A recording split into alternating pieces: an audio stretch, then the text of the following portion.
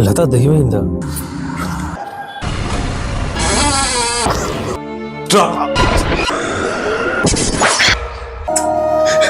నన్ను క్షమించు. హే లత, ఒంటరి ఆడదానవి గట్టిగా ఏం చేసినా సరే నా అడిగిన నాదులు లేడు. ఏం చూసుకునే నీకు అంత పొగరు?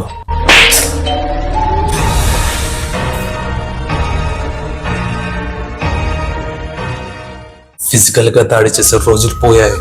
సోషల్ మీడియా ఉపయోగించి నీ బతుకు నాశనం చేస్తాను చూడు.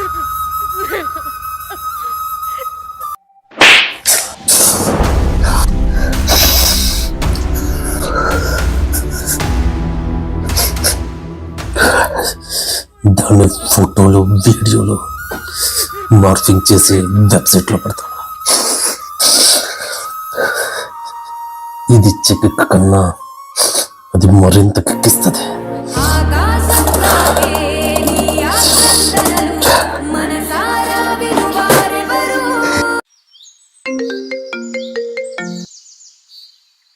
హలో, ఎక్కడున్నారు?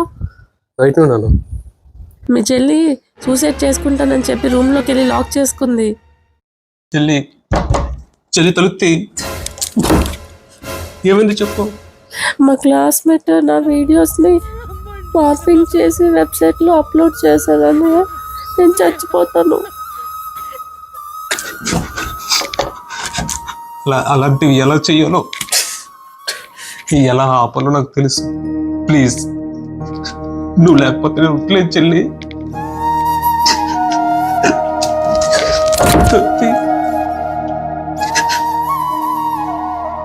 నీకేం కాదు, నేను ఉన్నాను కదా. ప్లీజ్. ఎందుకు ఇలా చేసావు? ఏం నీ వరకు వస్తే గానీ నొప్పి తెలియటం లేదా? మరి లత గారికి నువ్వు చేసింది ఏంటన్నయ్యా? సారీ, ఇంకెప్పుడు ఎవరికి అలా చేయను, సరేనా? లత గారికి ఫోన్ చేసి సారీ చెప్పు.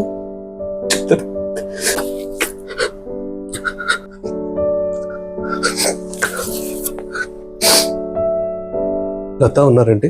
మీ వల్ల సూసైడ్ చేసుకొని చచ్చిపోయారా?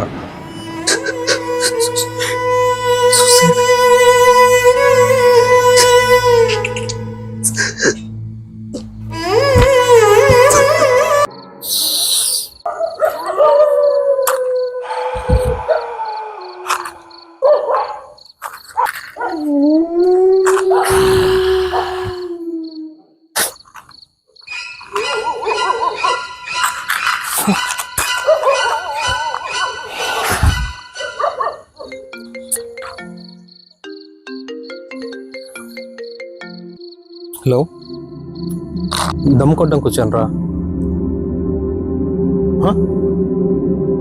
లత దయ్యమైందా? సరే, నేను మళ్ళీ చేస్తాను. ఓకే.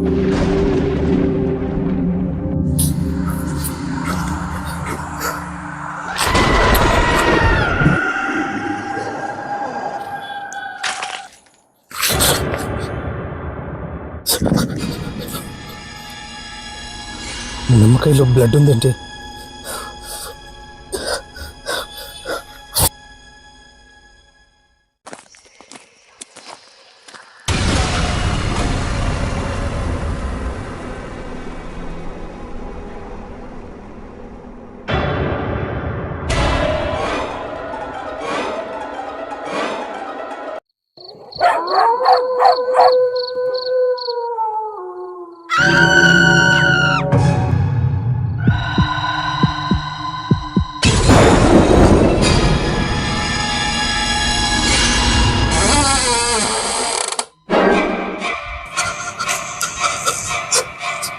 లత,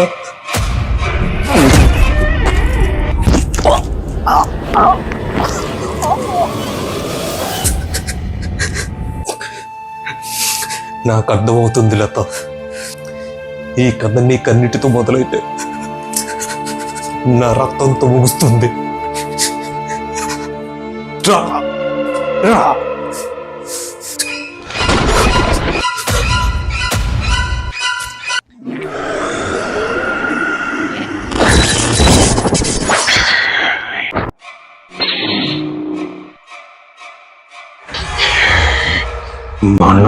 మనం మనమే తీసుకుంటే ఎలా ఉంటుందో చూపిస్తాను నీకు.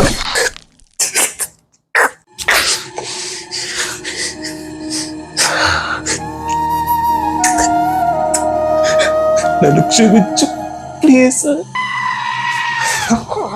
ఆడదంటే నువ్వు వాడుకునే బొమ్మ కాదురా, నీకు ఆకలి తెచ్చే అమ్మ కూడా.